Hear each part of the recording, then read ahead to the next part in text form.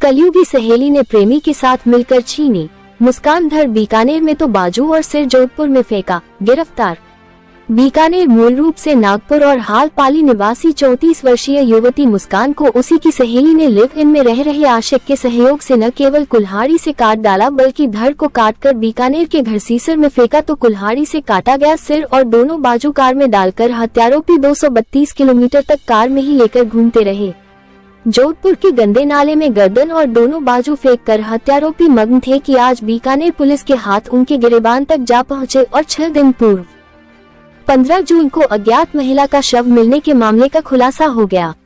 आरोपियों ने युवती के हाथ केवल इस खातिर काट दिए क्योंकि उसके दोनों बाह पर टैटू खुदे थे। उन्हें भय था कि इससे पहचान हो सकती थी। हत्या आरोपियों ने पूछताछ में बताया कि मुस्कान के एक हाथ में बाजू तक टैटू था इसलिए पूरी बाह तक काट दिया, दूसरे हाथ पर कोहनी तक टैटू था इसलिए उतना काट कर कार में डाल लिया।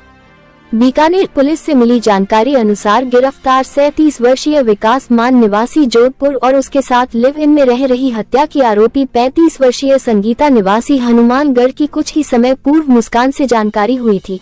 संगीता ने बताया था कि वो लिव इन में विकास के साथ रहती है। जानकारी गहरी हुई तो मुस्कान ने संगीता का विकास के साथ लिव इन में रहने का विरोध किया। इसी बात को संगीता ने विकास से साझा किया तो वो उखड़ते हुए मन ही मन नाराज हो गया और मुस्कान को रास्ते से हटाने की प्लानिंग की। 15 जून शव मिलने से 2-3 दिन पूर्व हत्या से पहले नया किराए का मकान दिखाने के बहाने संगीता ने मुस्कान को कार में बैठाया और रवाना हुए। विकास ने कार में ही संगीता के सहयोग से मुस्कान की पहले गला दबाकर हत्या की, फिर गंडासे से वार कर शरीर के 3 टुकड़े कर दिए।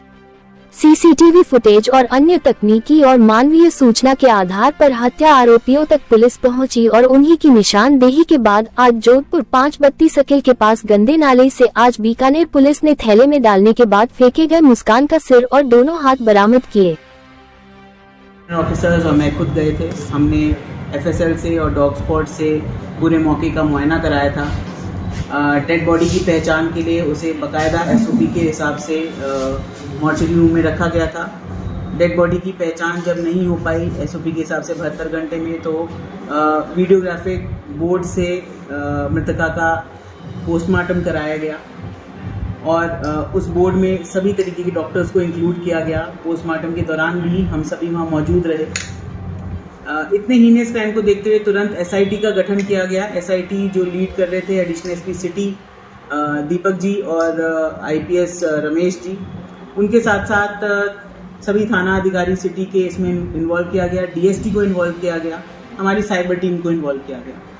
बीकानेर पुलिस के मेरे टेन्योर के सबसे चैलेंजिंग केस के रूप में मैं इसको लेती हूँ क्योंकि इसमें महिला की पहचान करने का हमारे पास कोई भी क्लू नहीं था और जितनी भी मिसिंग रिपोर्ट्स हमने यहाँ से या आसपास के इलाकों से या आसपास के ज़िलों से देखी थी उसमें भी इसकी पहचान नहीं हो पा रही थी। लेकिन फिर भी महज 5 दिनों में बीकानेर पुलिस ने इतने चैलेंजिंग केस का खुलासा किया है जिसमें सबसे अहम भूमिका हमारे हेड कांस्टेबल हेतराम और कांस्टेबल शिवराज की रही है।